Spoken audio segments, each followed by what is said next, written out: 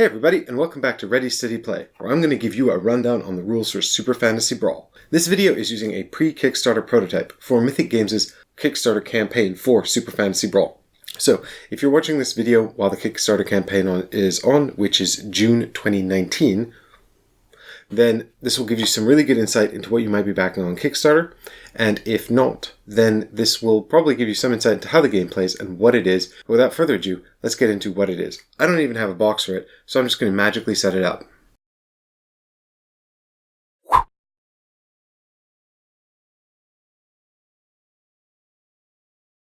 So this is the Super Fantasy Brawl. The Super Fantasy Brawl is a head-to-head skirmish game in which you are each playing powerful wizards who have plucked heroes from the past and thrown them into a combat arena where they will fight to fulfill their greatest desires, because we have unlocked all of the secrets of magic and we have them at our disposal. The way this manifests in the game, of course, is a really tight game of action selection and card play selection. The game is fast. Everyone has 3 actions they can play per turn for their team of 3 heroes. And then, once you've played 3 actions, play passes back and forth until someone's achieved just 5 points. Games typically last anywhere between 30 to 90 minutes. They are typically 1v1, but I understand there's also a 2v2 mode, and maybe more, so keep your eyes on their Kickstarter campaign.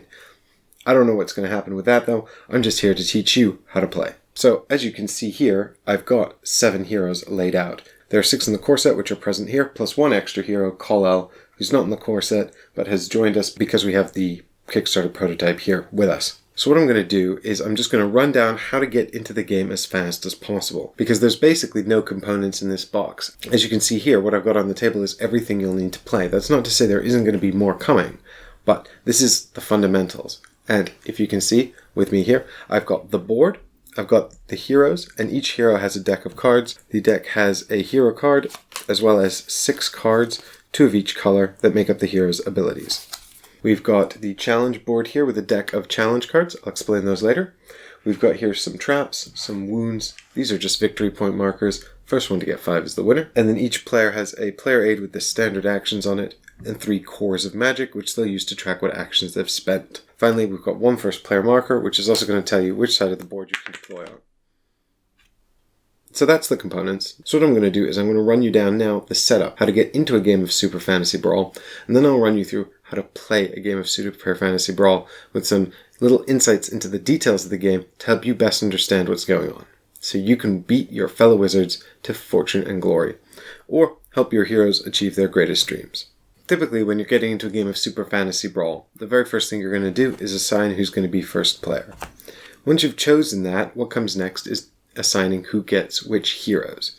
There are 2 forms of getting into this. There's the casual draft, where the second player will pick a hero, and the first player will pick a hero, and so on and so forth, going back and forth until each player has 3 heroes.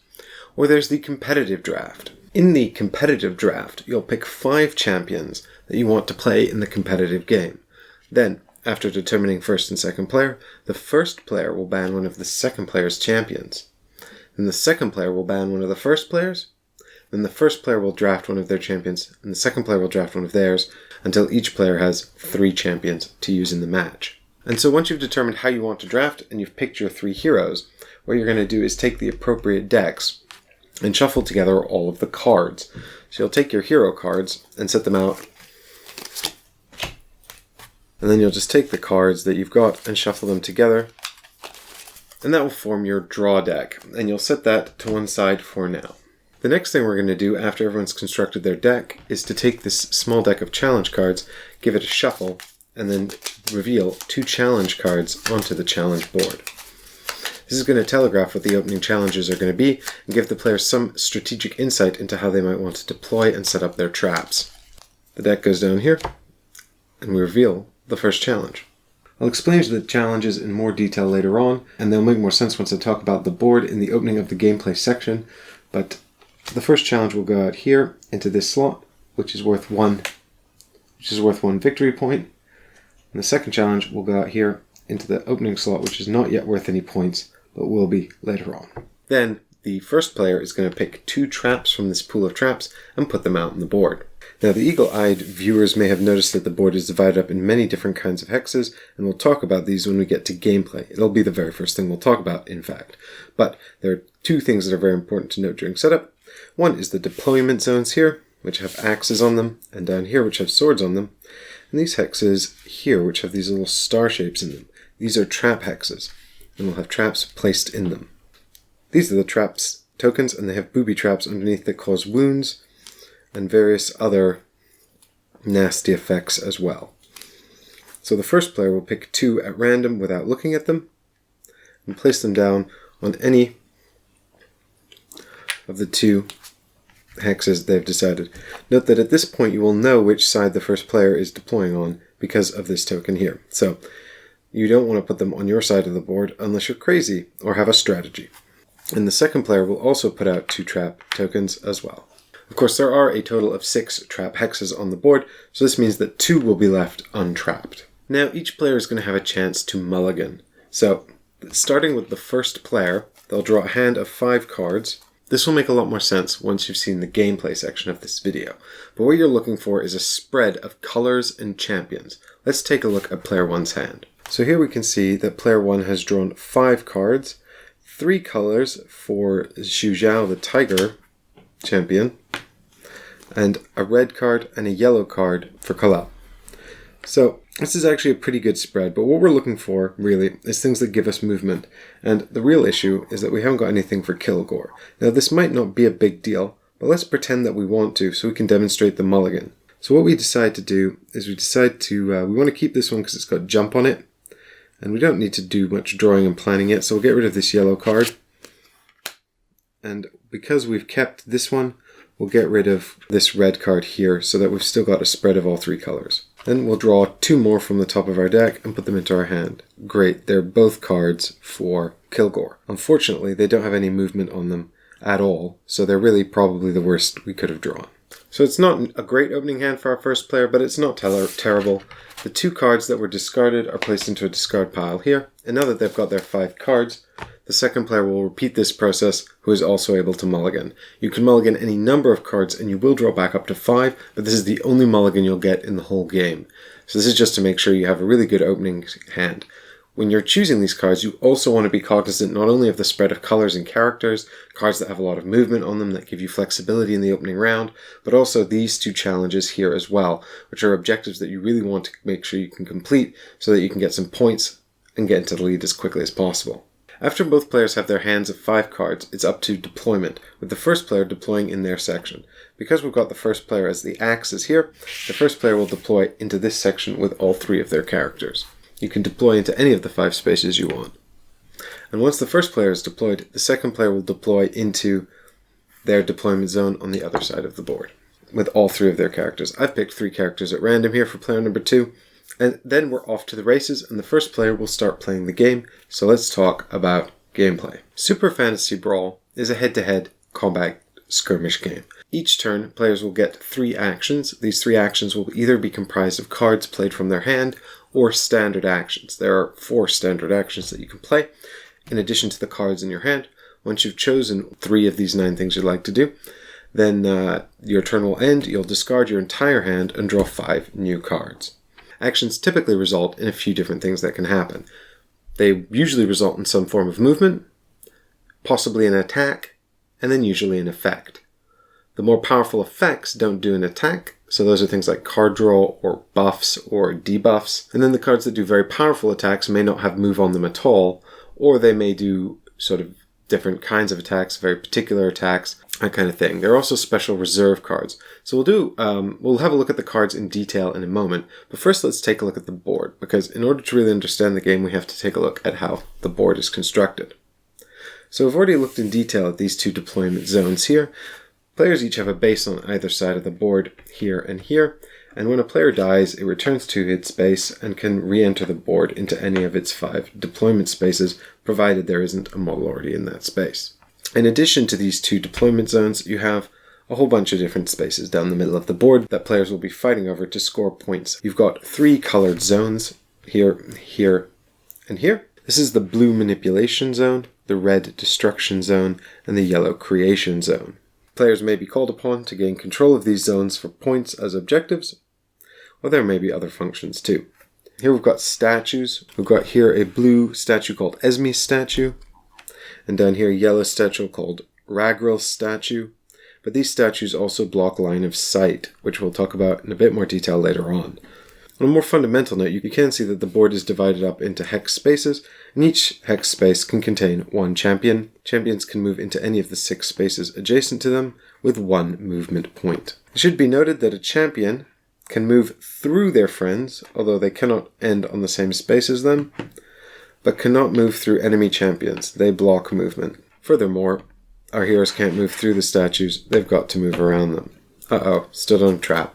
In addition to the trap spaces with traps in or that are empty, you'll also notice, of course, that there are hard boundaries to the board as well, where the walls are. Traps are super simple. If you stand on a trap, you reveal it, and any damage shown on the trap you'll take. Some traps share this symbol, which means stun, and if you're stunned you have to discard a card from your hand that matches the hero who is stunned. So we'd have to discard a Dugron card from our hand, or else we would have to reveal a hand with no Dugron cards. Some traps root, which means you cannot move again this turn with the champion who is rooted, and in this case they also take a damage. So now what we're going to be thinking about is how to move around. But before we look at all the actions, let's look at what we're trying to achieve. The game is won by the first player to 5 points, and you score points in one of 2 ways. You take out an enemy champion and kill them, returning them to their starter zone. That earns you 1 point. Or you can complete a challenge, and the challenge will earn you points depending on where it is on this board. Challenges up here can't be scored and aren't worth points yet. Challenges along here are worth 1 or 2 points depending on how far along they are, before they are discarded and removed from the game. At the end of the second player's turn, that's when these challenges move on.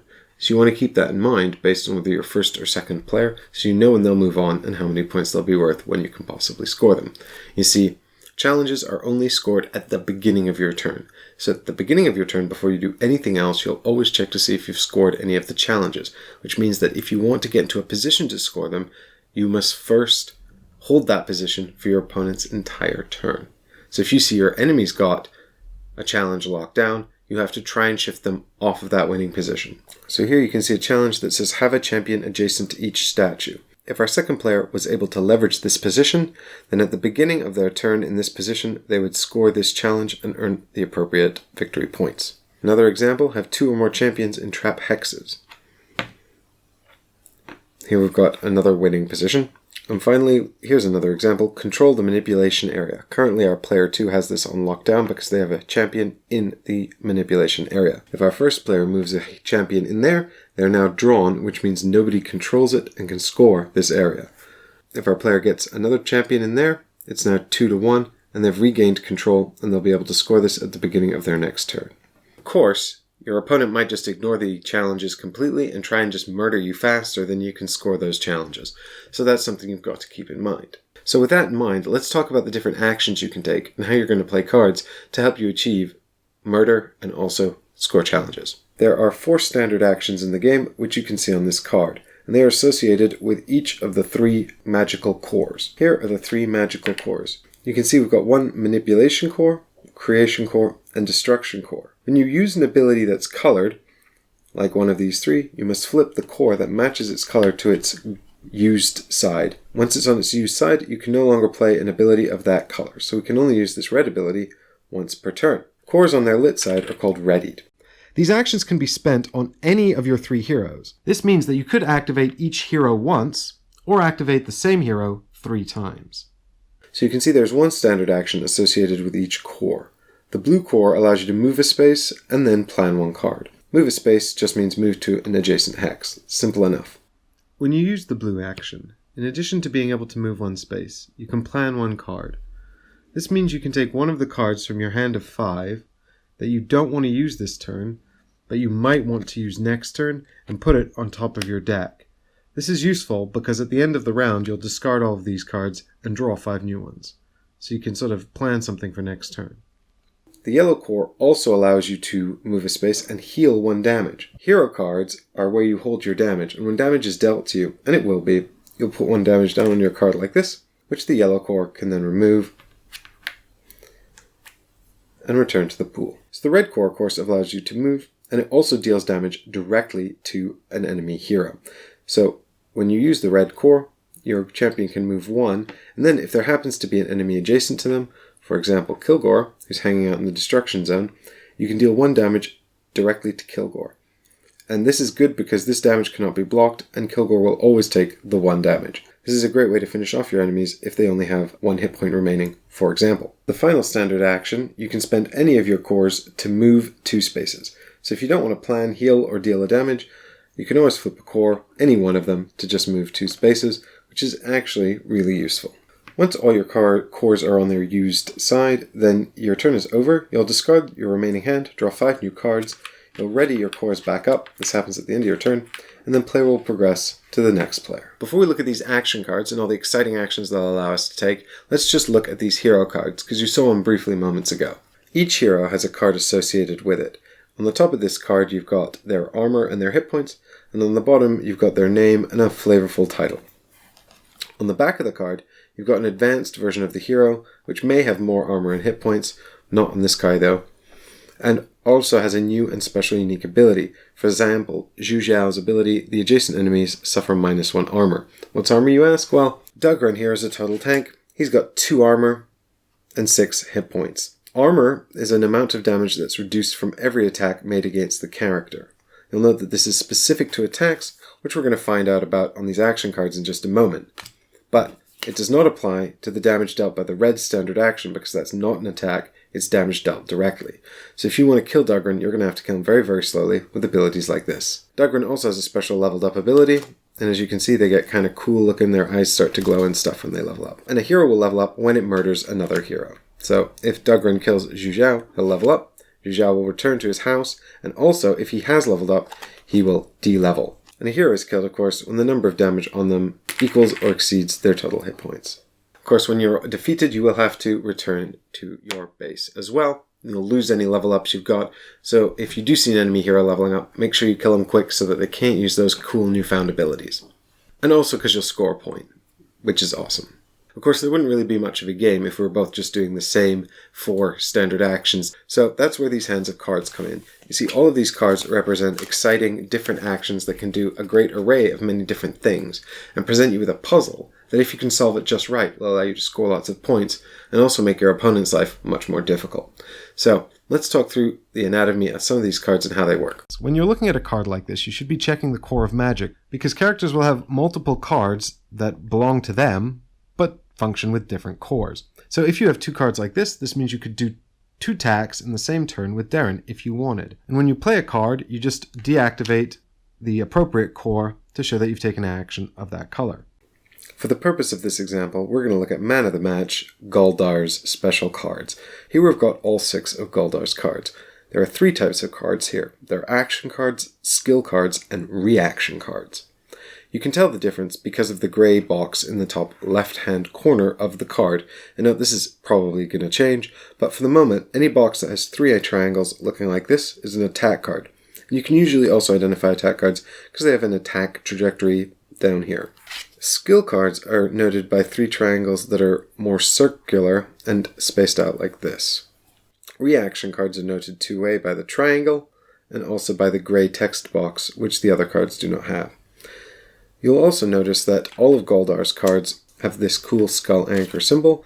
That's Goldar's character symbol, and they show that they're his cards. The exception is this reaction card, which has this symbol here, which represents the 3 cores of magic and stands for universal card. That means that this reaction card can be played with any of the champions on Goldar's team. So we'll look at reaction cards a bit later. Let's start off by looking at some of these skill cards. Goldar has 2 skill cards, which I think are pretty good examples of this type. Skill cards are typically buffs or cool maneuvers that allow you to do different things. If we look at Maharti's, we can see that it's got this movement symbol here. Most action cards have a movement symbol on them unless they're particularly powerful or a reaction card. But here we can see that Maharti's allows Goldar to move 2 spaces. And then he's going to draw a card which will be added to your hand, and this is just going to give you more choice for the remaining actions on your turn. Then it says your allies, which is going to be the other 2 champions, not including Goldar. They each gain +1 attack damage and +1 movement until the end of the turn. So any actions they take will have this additional effect applied to them, which is really, really cool and really powerful. Of course, this card doesn't affect Goldar, so maybe now it's time for the other heroes to activate. You can activate the same champion 3 times, or each champion once, or any combination. Set Sail is another cool card, which allows Goldar to move 1 space, and then it has this keyword dash here and the number 5. He can dash up to 5, so he doesn't have to use the full distance, but whenever you dash, it must be in a completely straight line. So we could dash up here, but would stop at the wall. We can dash here, but would be stopped by the pillar. And we can dash here, but would be stopped by Darren the Hunter. Now it should be noted that normally an enemy champion would stop your movement, so Goldar would dash and hit Dugran, who would stop him, but with this dash, this special ability here, he actually dashes right through Dugran and does a damage to him. This gets him around the board and really gives him options to contest the challenges. In addition to dealing damage to each enemy champion he dashes through, he also ignores traps during this maneuver. So that covers Goldar's skill cards. Let's look at his attack cards. So Goldar has 3 different kinds of attacks. He's got 2 melee attacks and 1 ranged attack. And we can tell the melee attacks because they don't have a ranged symbol like this in the middle between the movement and the attack. So we'll have a look at Harpoon Strike in a moment, but let's look at these 2 melee attacks first. Now, there are a few distinctions that are really important to note, which we'll talk about in a moment, but first let's bring in Dugran. Dugran is not on Goldar's team for the purpose of this example. Plundar allows for 2 movement and then a melee attack, and you can see from this icon here that it's 1 adjacent hex for 2 damage. So Goldar will move 2 spaces towards Dugran and then hit him for 2. And then it says after the attack, draw 1 for each damage dealt.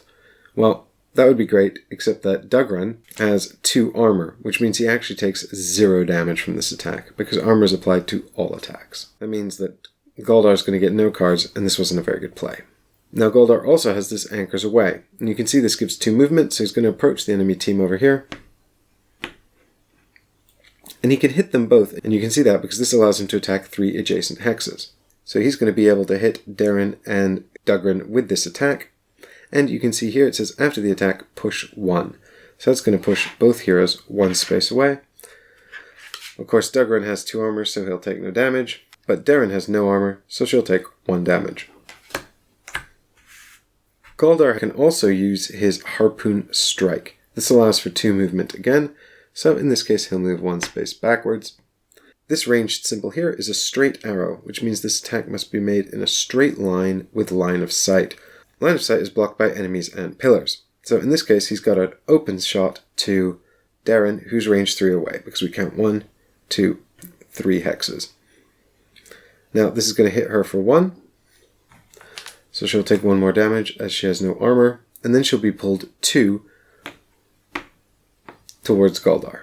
The cool thing about push and pull is that because it's involuntary movement, if you're ever pushed but you can't go backwards, or pulled but you can't move forwards, instead you take damage, which ignores armor. Well, now it's time for Darren's turn, and maybe she wants some revenge on Goldar. Darren wants some revenge on Goldar, so she decides to hit him with a hit and run. This has a movement of 3 on it, but she moves just 1 away because she wants to hit him with the range 2. Unlike our previous ranged attack, this is what's called an indirect ranged attack, which is indicated by this curved arrow here. This means that you just count hexes towards your enemy, and you fire over any obstacles, anything that blocks line of sight is ignored. So here we've got a range of 2, so we can count 1, 2 to Goldar, and we'll hit him for 2 damage. And after that we can dash 2, and we can run over here to join Dugran. However, before we're able to finally resolve the attack, Goldar decides to use Intimidation. This gives him +1 armor, which gives him 2 armor, so he takes no damage. Furthermore, the attacker suffers Fear 2, which means that she'll run 2 away from Goldar, but because it's a dash and not a push or a pull, she won't take any damage. She must run directly away from him, so she can't wind up equidistant or closer. Then the hit and run kicks in, and she can dash 2, so we'll go 1, 2. Because Goldar's played this on the opponent's turn, the owner still has to flip the readied power core. This means on the player's next turn, they'll have one fewer action because they've spent it on a reaction in their opponent's turn. Now what's cool about these grey cards is that because they have these universal magic symbols, even though this is Goldar's card, which we know from the art, it can be played to any of the heroes on Goldar's team. So if Goldar was on a team with Guyenne, and she was being hit by Darren, this card could be played to protect her with some armor and fear the huntress away. Once both players have had a turn and it's the end of the second player's turn, the challenges will move on and a new challenge card will be flipped over. If a challenge reaches the end of the challenge board and it has to move on, it will move into this discard pile. Whenever a challenge is completed, the player that completed it gets the appropriate victory point tokens and the challenge is put in the discard pile. If the discard pile ever needs to be reset, then you can do that, but it's unlikely because the games are usually over before that will happen. First player to achieve 5 is immediately the winner and the game immediately ends. There are a lot of potential combinations here and a lot of cards available. I've shown you some of the keywords, but let me show you a few other action cards just to give you some more insight into the different things that can happen in this game. Guyenne is a crazy mage who plays with elemental magic. She's super squishy with no armor and 6 hit points. She has this teleport ability that allows her to simply jump 4, which means that she moves 4 in a straight line, ignoring any obstacles in her way. Just don't land on a trap. Guyenne's also got this cool fireball ability, which is an indirect attack with a maximum range of 3 spaces, but a minimum range of 2. You don't want to be too close when this guy goes off. So here we can see she's got range 3 on Kilgore, which is fortunate because he's the enemy, so he'll take 3 damage if he's hit by this fireball. Well, he'll take 2 because he's got an armor of 1. Unfortunately, you'll notice that this says after the attack, deal 2 damage to each champion adjacent to the target, and in this case, Goldar, Guyenne's ally, is adjacent to the target and he'll take 2 damage.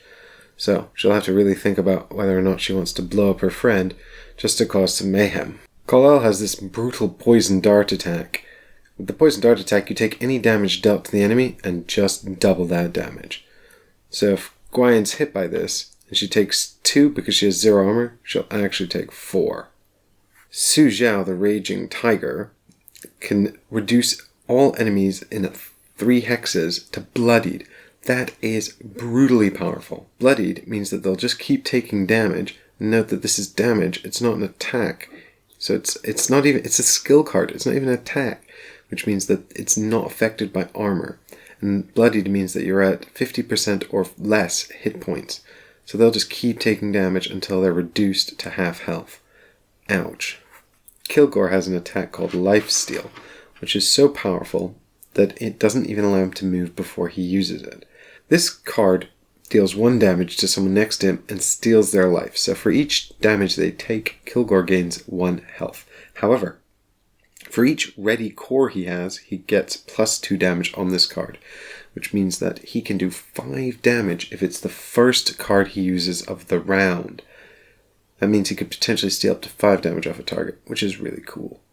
Dugran's got this cool Shield Slam ability, which allows him to move 1, dash 2, then each adjacent enemy is pushed 1 away from him. And as we know, push is directly away, so in this case, Kilgore would be knocked into the statue and take a damage.